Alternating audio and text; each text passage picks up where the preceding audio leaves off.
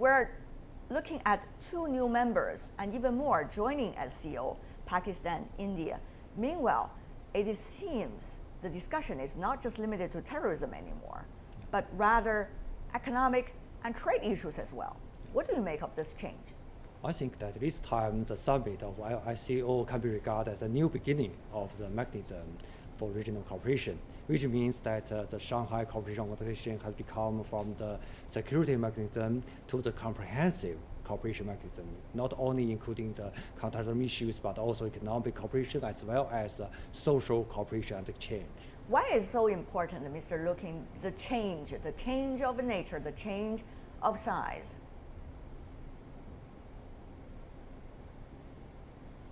Well, the Shanghai Cooperation Organization is an open organization. If you read its charter, it says that anybody who are from this region, the Eurasian region as it says, can be a member. So from the very beginning, several countries wanted to be part of it as a full member. And today it's very important that for the first time they accepted two new members. It is important because these are both India and Pakistan are big countries, and with their participation, it's going to be a very probably surely the largest organization in the world if we count the population. But also, what is very important that, as you said. As my colleague rightly said, the questions of economic cooperation were discussed from the very beginning, but unfortunately there was not much progress in this field, while security questions are solved quite successfully. So I think that the entrance of India and Pakistan, 2 big economies, will give a good push for economic multilateral economic cooperation within the organization. Mr. Mankov, coming from outside, from the US, what do you think about the apparently change of nature of SCO? What kind of message does it send to the others across the Pacific region? Well, I think that the fact that the Shanghai Cooperation Organization is expanding both in terms of its membership and in terms of its mandate is a sign that the organization has grown up a little bit and is developing a personality, if you will. In the United States, when it was first founded, there was a lot of concern, especially because of the security focus, that this was a kind of revisionist organization, that it was a way for authoritarian countries to get together and try and promote an alternative vision of regional order. And I think to the extent that it begins to focus more on economic issues, begins to take in countries that have very different security perspectives, like say India and Pakistan, then some of those concerns about what the organization aims to do, about its intentions and capabilities, become less relevant. Interesting. That's, of course, a perspective need to be noted. But Mr. Yang, more members, more diversified agendas means even more challenges to proceed and implement and progress. So, SCO was accused years ago by some of the media suggesting that it has not been having much real projects implemented, but rather a talk shop. And now, bigger size, bigger agenda, will that change? How much will they change? I think that when we talk about, as you said, that some people say maybe more membership means more competition and some confrontation. So some people just thinking from the scholars' view that maybe the diversity means too difficult to really handle an organization. But in practical views, I think Shanghai Cooperation Organization has based on the diversity at the beginning. We have the different political system, different culture, and different history. But what the rule and spirit of Shanghai Cooperation Organization is that means we mutual trust and mutual respect. and Okay. respect the diversity. That can be regarded rules for coordinate different countries. So I don't think it will be so challenge for the future of the extension of members. If we don't go as abstract as talking about the culture, Yeah. let's focus on some of the already existing mechanisms or visions for the region, Central Asia, South Asia, East Asia as well. We've got Eurasian Economic Union. That is, of course, very much a child of Russia. Yeah. We also got OBOR, One Belt and One Road initiative. That's mainly initiated by China. And you also have regional organizations like SCO. Now SCO even want to have its own development bank. So are we having so many visions, so few projects? Projects, I mean real rooted projects that are operational right now. Mr. Yang. Maybe at the beginning, and some people have some concerns that maybe the EU and SCO and also One Belt, One Road will have some competition. But what we show from the fact is that Russia and China have made some coordination on the two initiatives. And we make some dialogue and we exchange some views, and also we're talking about very concrete ways. So that's why this time with the summit, we're discussing about how could we implement of the so-called development strategy of 2025. That strategy means that it covers not only on EU, but also One Belt, One Road. We've found some common projects. And also so far there's no much more project, but I think it has beginning the project development period. I see. Mr. Lukin, is this a beauty contest that we are looking at these days, that you have so many visions, projects, initiatives, possible mechanisms? Let's just throw out there and see which one works. Is that what it is really about, as some suspect? Not at all. It's not competition, it's cooperation. On the 8th of May last year, when Chairman Xi Jinping visited Moscow, he signed with President Putin a declaration on coordination between the Eurasian Economic Union and Chinese project of Silk Road.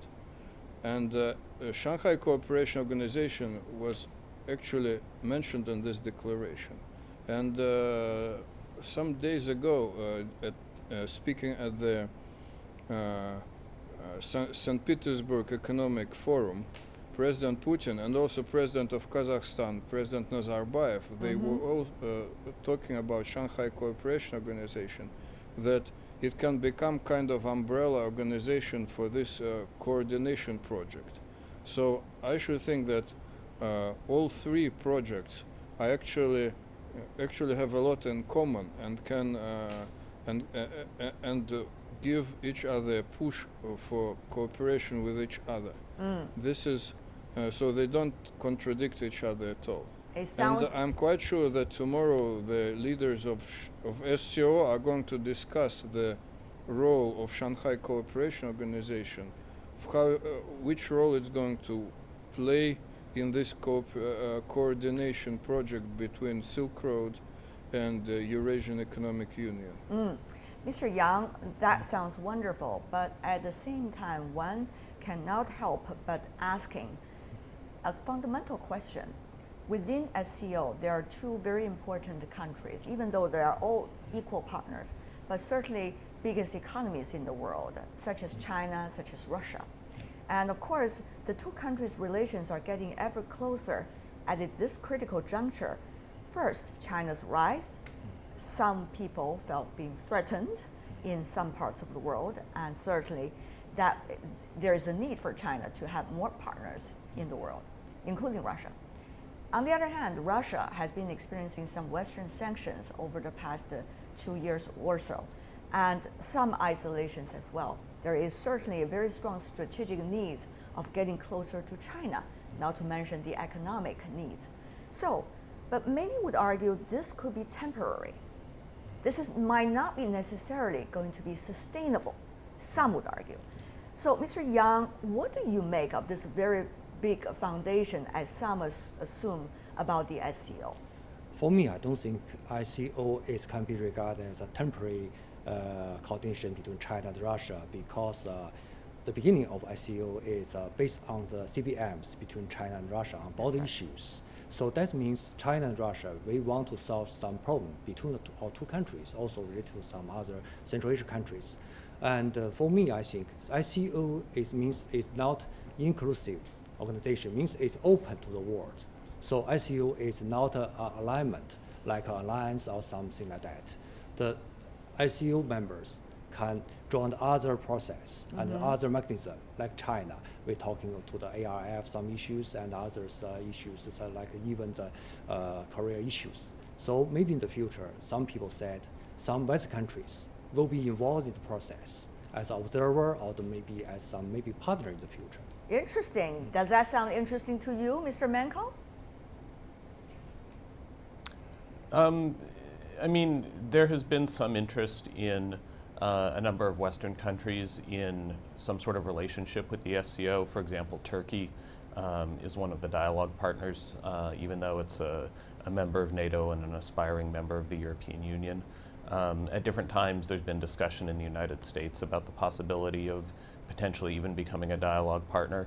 I think there are still questions here and in a number of other countries about what the ultimate objective of the SCO is.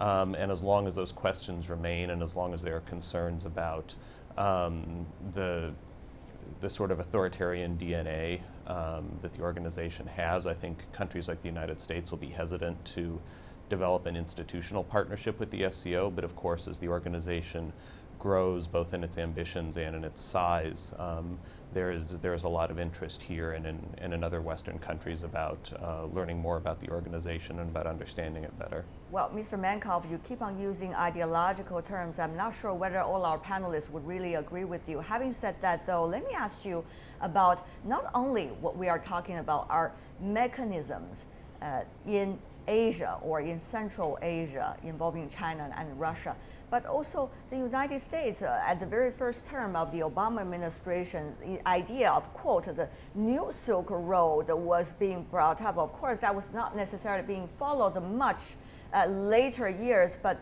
what would that mean for the United States, particularly your strategic thinking of the region? Will that be an inspiration, the SCO, or will that be a counterfactor, in fact, to the U.S. vision, particularly the so-called pivot to Asia, which of course has also changed the name to a more PR term, but what do you make of it? Well, I think, again, it depends how the Shanghai Cooperation Organization ultimately develops. Yeah, but because yes, it has a lot to do with, yes, how the SCO would develop, but it also has a lot to do with what exactly is the U.S. vision for the region, and how would that mean for the U.S. interest? I think on the question of... Go ahead. I think on the question of connectivity and transportation infrastructure, the U.S. is open to cooperation with other countries in the region. You know, you've seen American officials talk about potentially cooperating with China especially, and to a lesser degree Russia, about promoting connectivity through Central Asia and through Eurasia as a whole.